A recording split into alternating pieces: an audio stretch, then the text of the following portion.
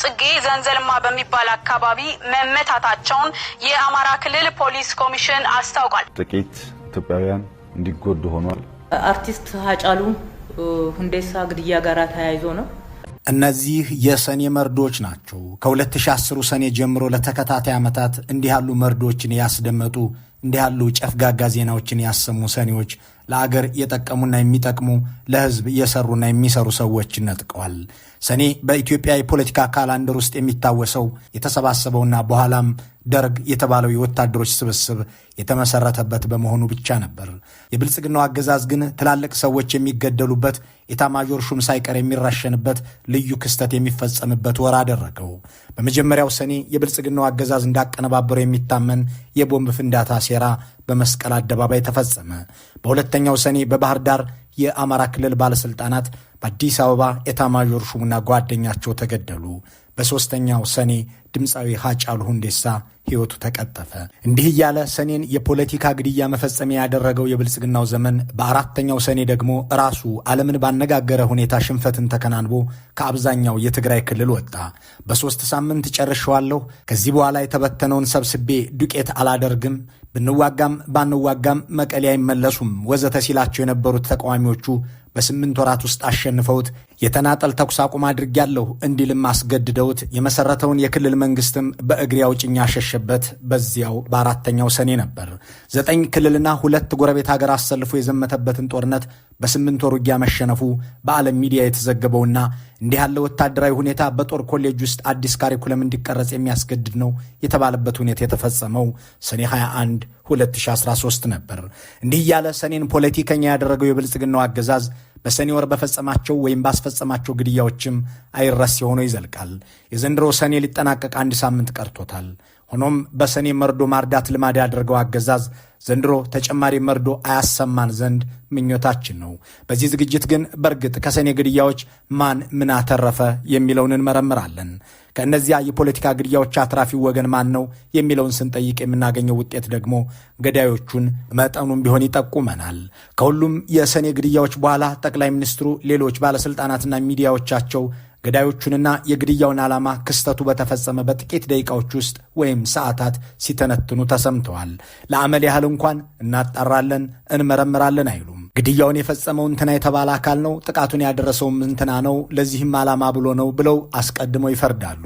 ይህንን የሚያደርጉበት ምክንያትም ነበራቸው። በእነዚያ ፖለቲካዊ ግድያዎች ቤተሰቦቻቸውን ያጡ የሟች ወገኖች የረባ ፍትህ ሳያገኙ የቀሩበት ምክንያት ምንድን ነው? ከጦር መሪ እስከ ድምፃዊ፣ ከፖለቲከኛ እስከ መንገደኛ ለግድያ ካበቁት ከእነዚያ ዜናዎች ጀርባ ያሉት መረጃዎች ምንድናቸው? እንመረምራችኋለን።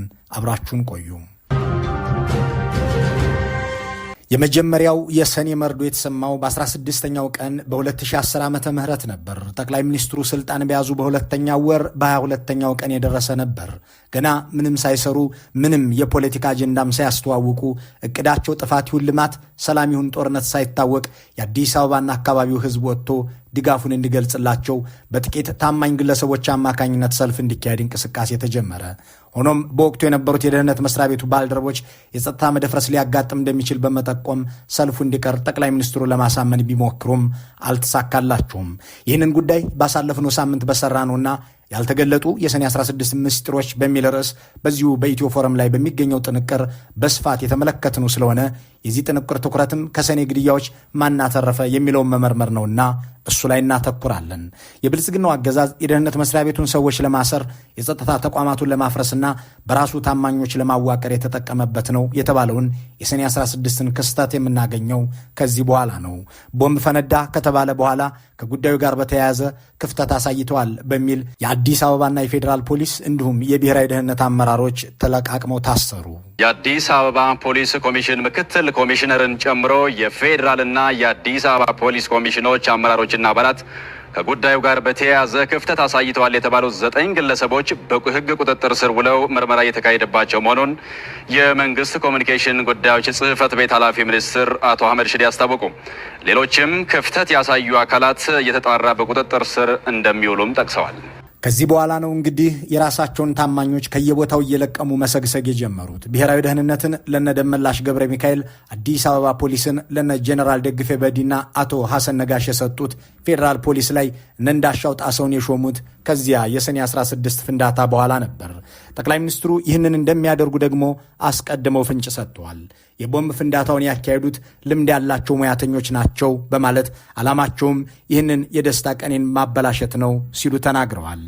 በተጠና በታቀደ መልኩ ሙያን ታግዘው ይህን ደማቅ ስነ ስርዓት ለማለፍረስ፣ ለማበላሸት፣ የሰው ሕይወት ለመቅጠፍ፣ ደም ለማፍሰስ ከፍተኛ ጥረት አድርገዋል። ከአንድ ፖለቲካዊ ግድያም ሆነ አንዳች አገራዊ ቀውስ በኋላ ተጠቃሚ የሆነው አካል ብዙውን ጊዜ የቀውሱ ፈጣሪ ራሱ መሆኑን የተለያዩ ክስተቶች ታሪክ ያስገነዝባል። ቦምብ አፈንጂዎች የመንግስት የጸጥታ ተቋማት ባልደረቦች ናቸው ካሉ በኋላ የሰኔ 16ቱን ቀውስ ጠቅላይ ሚኒስትሩ የደህንነትና የጸጥታ ተቋማትን በሳቸው ታማኞች ለመተካትና በኋላም ያሻቸውን ለማድረግ የተጠቀሙበት ነው የሚለው ድምዳሜ ልክ ይሆናል። እናም ከመጀመሪያው ሰኔ ቀውስ ትርፋማ የሆኑት ራሳቸው ጠቅላይ ሚኒስትሩ እንጂ ማንም አይደለም ማለት ነው። የሰኔ 16ቱ ክስተት በተፈጸመ ልክ በዓመቱ ሰኔ 15 ላይ ሌላ መርዶ ተሰማ።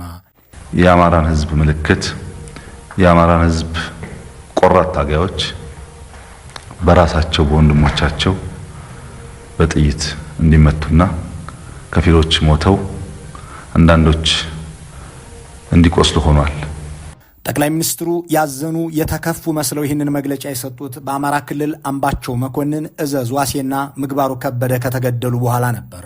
የአማራ ህዝብ ሆይ ምልክቶች የነበሩትን ሰዎች የገደሏቸው የራሳቸው ወንድሞች ያንተ ልጆች እንጂ እኔ አይደለሁም በማለት ገዳዮቹ እነማን እንደሆኑ ጭምር ገና የሟቾቹ አስከሬን ከሆስፒታል ሳይወጣ ተናገሩ። በዚያው መግለጫቸው የተናገሩት ሌላኛው ነጥብ ኢታማዦር ሹሙ ተገድሏል የሚለውን ነው። የጠቅላይ ኢታማዦር ሹሙ ገዳይም እንትና ነው ማለት እስኪቀራቸው ድረስ ተናገሩ።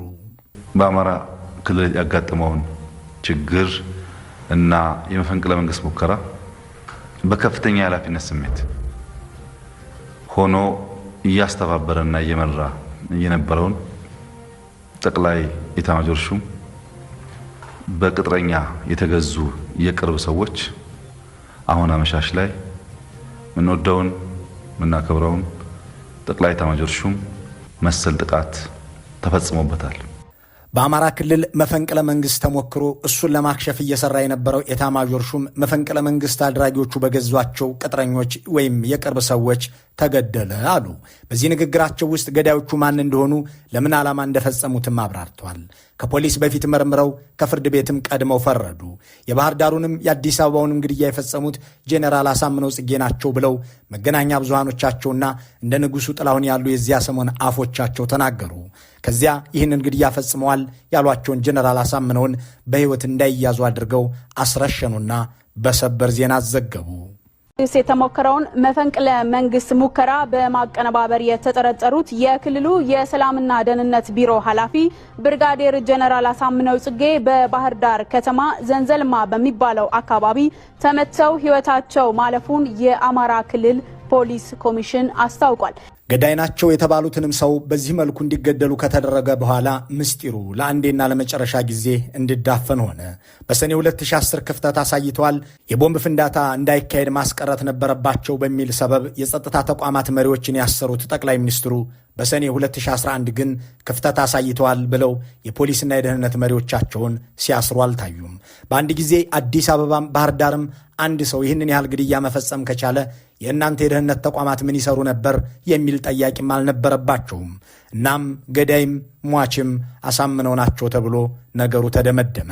በዚያ የመደመር ሰሞን ልብ ካልተባሉ የእሳቸው ስራዎችና ሴራዎች መካከል አንዱ ይህ ነው የሚል አንድ የቀድሞ የአማራ ክልል የሥራ ኃላፊ የነ ጄኔራል ሰዓረንም ሆነ የናምባቸውን ግድያ ለጄኔራል አሳምነው ሰጥተው እሳቸውንም ገድለው ሁሉንም ተቆጣጠሩት ይላል። በወቅቱ በአማራ ክልል የአስቸኳይ ጊዜ አዋጅ ታውጆ ሁሉም የጸጥታ ኃይሎች በጠቅላይ ሚኒስትሩ ቁጥጥር ስር እንደነበሩ የሚያስታውሰው ይህ የቀድሞ ኃላፊ ጄኔራል አሳምነው ጽጌ የተገደሉት ጠቅላይ ሚኒስትር አብይ በሰጡት ትዕዛዝ እንደነበረም ያስታውሳል። ጄኔራሉ በመንግስት ወታደር እንደተገደሉ በራሳቸው መገናኛ ብዙሃን ያስነገሩት ጠቅላይ ሚኒስትር አብይ ግን አሳምነውን እኔ ያላስገደልኩትም በማላውቀውና ባልዋልኩበት ይዘፍኑብኛል ሲሉ ክደዋል። አሳምነውን ገዳይ ነው አብይ ብሎም እኮ የሚዘፍኑ ዘፋኞች አሉ። ዘፋኞች ባልዋልኩበት በማላውቀው ማለት ነው። በወቅቱ ሁሉንም የጸጥታ ኃይሎች በሳቸው እዝ ስራ አድርገው ካሰማሩ በኋላ የአማራ ልዩ ኃይልም መከላከያም ሆነ ፌዴራል ፖሊስ በክልሉ እንዲዘምት መታዘዙን ገና አሳምነው ከመገደላቸው 2 ቀን አስቀድሞ ንጉሱ ጥላሁን በኢቲቪ ቀርበው ተናግረው እንደነበር የረሱት ጠቅላይ ሚኒስትሩ አሳምነውን አላስገደልኩትም ብለው መካዳቸው ከሳቸው የማይጠበቅ አልነበረም። አሁን ባለው ሁኔታ የፌዴራል መንግስት የጸጥታ መዋቅር ክልሉን እና በተለይም ባህር ዳር ከተማና አካባቢውን በቁጥጥር ስር አውሎ ይህንን ተግባር ያከናወኑ አካላትን ላይ እርምጃ ለመውሰድ እንቅስቃሴ ውስጥ ገብቷል። ትዕዛዝም ተሰጥቷል።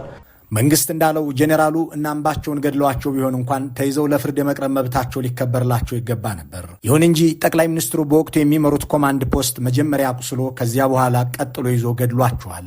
አሁንም እዚህ ጋር እነዚያ ባለስልጣናት መገደላቸው ማን እንዲያተርፍ አደረገው የሚለውን ጥያቄ እንመርምር። የነ ጄኔራል ሰዓረና አምባቸው መረሸን፣ ያሳምነው ጽጌን መገደል ማንን ጠቀመ የሚለውን መጠየቅ ያስፈልጋል።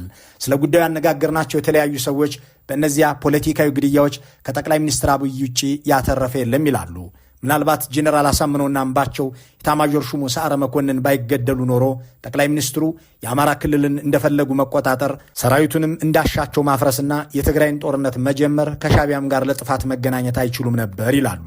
በእርግጥ ጠቅላይ ሚኒስትር አብይ በትግራይ ያካሄዱት ደም አፋሳሽ ውጊያ ሁለቱ ጄኔራሎችም ሆኑ እና አምባቸው መኮንን ሊተባበሯቸው እንደማይችሉ ከታሪካቸው መረዳት ይቻላል የሚሉ አንድ በወቅቱ የነበረውን ሁኔታ ይከታተሉ የነበሩ ጋዜጠኛም ያክላሉ።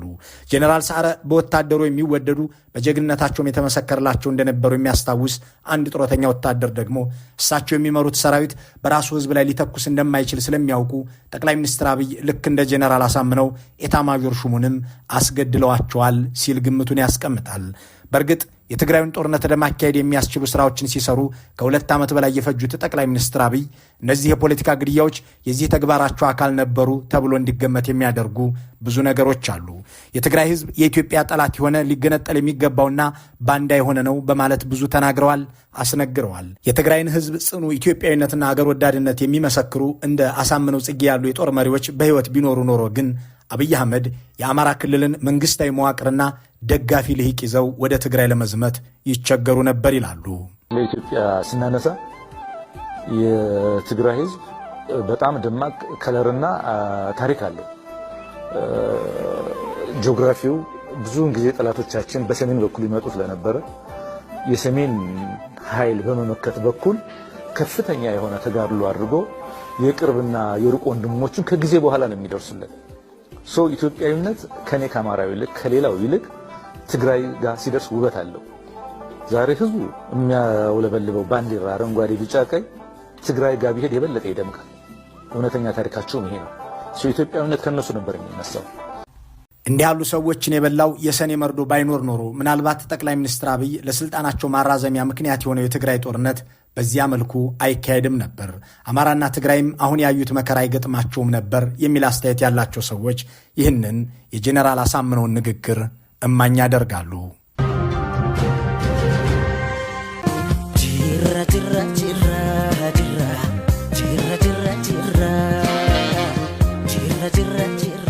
ሌላኛው የሰኔ መርዶ የድምፃዊ ሃጫሉ ሁንዴሳ መገደል ነው። የተወዳጁ ድምፃዊ ሞት ተድበስብሰው ከቀሩት የብልጽግና ዘመን ግድያዎች አንዱ ነው። እስከ ዛሬ ምስጢር በሆነ መልኩ ድምፃዊው ከተገደለ በኋላ የወቅቱ የፍትህ ሚኒስትር አዳነች አቤቤ የሃጫሉ ገዳዮች አረብኛ፣ ትግርኛና ኦሮምኛ የሚያወሩ ሰዎች ናቸው በማለት የገዳዮቹን ባለቤት የግብፅ የትግራይና የኦሮሞ ተወላጆች አድርገዋቸው ነበር። በኋላ ላይ ግን ይህንን ሁሉ ቋንቋ የሚናገሩ ሰዎች ሊገኙ ባለመቻላቸው የተለያዩ ሰዎችን ወደ ፍርድ ቤት ወስደው አሳስረዋል። ዋናው ነገር ከሃጫሉ ግድያ ማን ምን አተረፈ የሚለው ነውና እሱን እንመርምር። ድምፃዊ ሃጫሉ ሁንዴሳ እስኪገደል ድረስ የአገሪቱ የፖለቲካ ኃይሎች በጠቅላይ ሚኒስትሩ የአመራር ብቃት ላይ የተጋጋለ ትችት የሚሰነዝሩበት ነበር። በተለይም በ2012 ዓ ም መካሄድ የነበረበትን ምርጫ ይህ ህገ መንግስታዊ በሆነ መንገድ አራዝመዋል የሚሉ ኃይሎች ከመስከረም 30 2013 ጀምሮ ህጋዊ መንግስት ሊኖር እንደማይችል የሚናገሩበት ወቅት ነበር። በትግራይ በኩልም ምርጫ ለማድረግ የተወሰነበት ሰሞን ነበር። ሰኔ 22 2012 ዓ ም የተፈጸመው የሃጫሉ ሁንዴሳ ግድያ ግን ያንን ጠንካራ ትችት ይሰነዝሩ የነበሩ ፖለቲከኞች እየተለቀሙ እንዲታሰሩ አደረገ። እንደ ልደቱ አያሌው፣ ጃዋር መሐመድ፣ በቀለ ገርባ፣ እስክንድር ነጋ፣ ይልቃል ጌትነት ያሉ ፖለቲከኞች ከርቸሌ ወረዱ። የህወሓት የአዲስ አበባ ቢሮ ኃላፊዎችም ታሰሩ። በኦሮሚያ ብቻ ከ10 ሺህ በላይ ሰዎች መታሰራቸውን ራሱ መንግሥት በኩራት ገለጸ። የጠቅላይ ሚኒስትር አብይ መንግሥት አገር ውስጥ ያሉትን ተቃዋሚዎች በሙሉ አስሮ ከጨረሰ በኋላ በውጭ አገራት ያሉትን ተቺዎቹን ደግሞ ኑ አገር ቤት ግቡና ይዋጣልን እያለ እስከ መዛት ደረሰ። ከሃጫሉ ሁንዴሳ ሞት ጋር ተያይዞ አመፅ መቀጠል አለበት የምትሉ ግለሰቦችና ቡድኖች ቢያንስ የሃጫሉን መንገድ መከተል አለባችሁ። ኑና ግንባር ቀደም ሆናችሁ እየሞታችሁ ታገሉ እንጂ እናንተ እዛ ማዶ ተቀምጣችሁ ተነስና ዝጋ፣ ተነስና ግደል ብላችሁ በማግስቱ ደግሞ 8 ሰው ሞተ የሚል ሪፖርት ለማቅረብ ድል አታምጡ። ይሄ ስርዓት ነው ያልተመቸን የሚል የትኛውም ኃይል የውጊያ መድረኩ እዚህ ስለሆነ እዚህ መጥቶ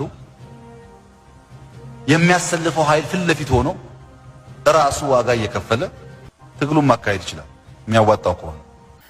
ሰኔ 22 2012 የተካሄደውን የድምፃዊ ሃጫሉን ግድያ ተከትሎ በአዲስ አበባ ይኖሩ የነበሩ ተቃዋሚዎችን ለቃቅሞ ያሰረው መንግሥት ከ5 ወራት በኋላ ደግሞ በትግራይ ጦርነት ከፈተ። ሃጫሉን የገደሉት ትግርኛ ተናጋሪዎችም ነበሩ ሲባል የነበረውም ብልጽግና ቀጣዩን ጦር ሜዳ ትግራይን ለማድረግ ፍንጭ እየሰጠም ነበር። እንዲህ ያሉ ምስጢራዊ ግድያዎችን ያስተናገደው የሰኔ ወር የጠቅላይ ሚኒስትር አብይን ስልጣን ለማጽናት የዋለው ውለታ ብዙ ነው። ቀጥሎ የሚነሳው ጥያቄ ጠቅላይ ሚኒስትሩ እንዲህ ያለውን ሁኔታ ለመፈጸም የሰኔን ወር ስለምን መረጡት የሚለው ይሆናል። የሚያውቁት ግን እሳቸው ናቸው። መልካሙን ሁሉ በመመኘት በዚሁ እንሰናበታለን።